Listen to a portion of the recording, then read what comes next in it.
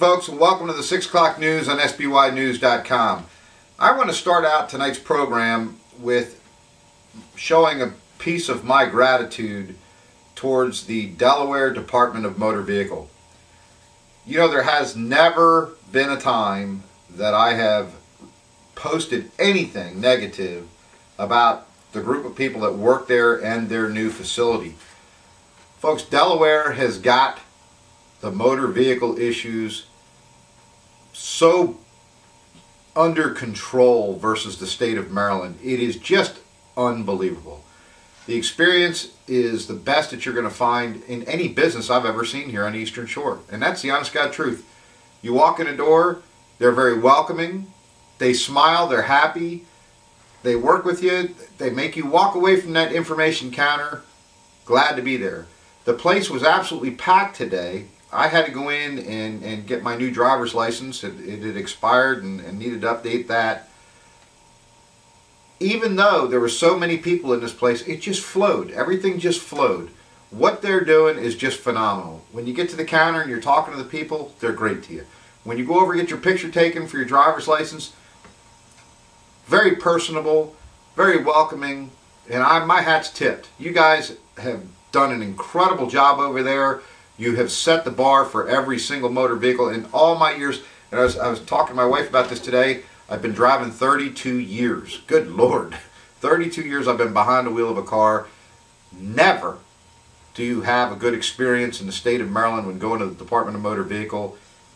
We're very fortunate in the state of Delaware. Folks, I'm going to break a story here tonight that no one knows about. The mainstream media. And by the way, my phone is turned off. The speaker on my computer for You've Got Mail is turned off because I'm a professional mainstream media anchor man. Some of the comments that were coming in from yesterday were just unbelievable. Of course, I rejected so many of them, and some were definitely from WBOC because they certainly weren't happy with the post I put up about them yesterday. But since I'm now the professional, I've done what is supposed to be right. So it'll be nice and quiet during this particular broadcast. Anyhow, the story I'm about to break is one of great interest here on Eastern Shore, and especially in Salisbury.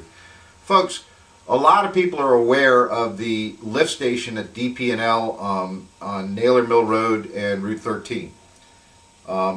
They have in fact suspended any kind of development in the north end of town until this new lift station is put in. However, what you're not aware of is directly by Sam's Club in the corner of Northwood Drive or whatever, I forget what the road is, runs behind Lowe's. Right back in there, there's another lift station. And it's my understanding that Rainier, who owns all those wonderful, beautiful, commercial, brick, industrial buildings along that road from Naylor Mill on back towards Sam's Club, it's my understanding that they want to expand and build some more buildings back there. Good for them. I'm glad to see that their reputation of quality of buildings that they're putting up has gotten to a point that they actually have a demand, unlike the rest of Salisbury.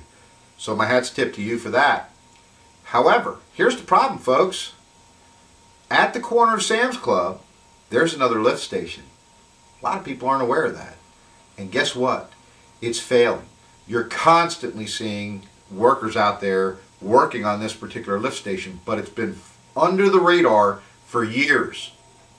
Well, here's the problem.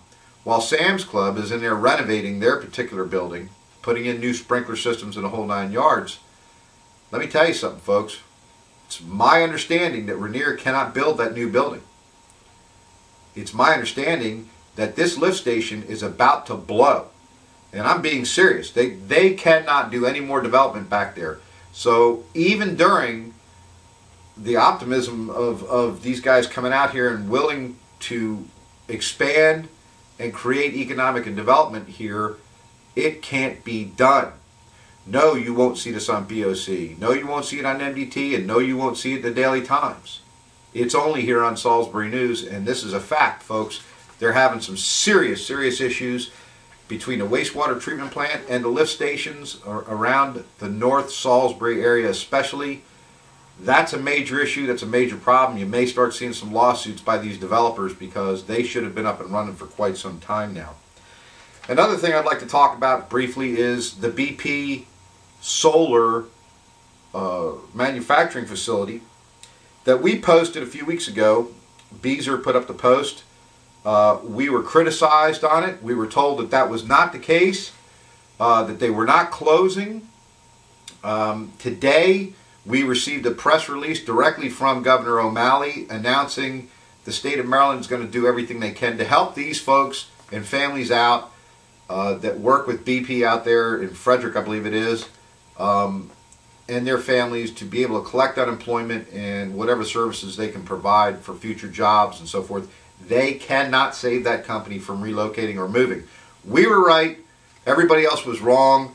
Those who criticized us, shame on you. We were right on target once again with a story all the way out on the Western Shore. That being said, we got a nasty Friday today, folks. It's not going to be the kind of weekend we had last weekend. That's a shame. We had a beautiful weekend last weekend. I was hoping to actually get in the motorhome and take off and go. Can't do it. It's going to be too cold. Not the kind of temperatures we enjoy. But we're going to find the best of it somehow, some way. We'll see what happens. Other than that, thank you again for being here. We appreciate your support. We appreciate you coming here. We'll see you on Monday. You guys have a great weekend and good night.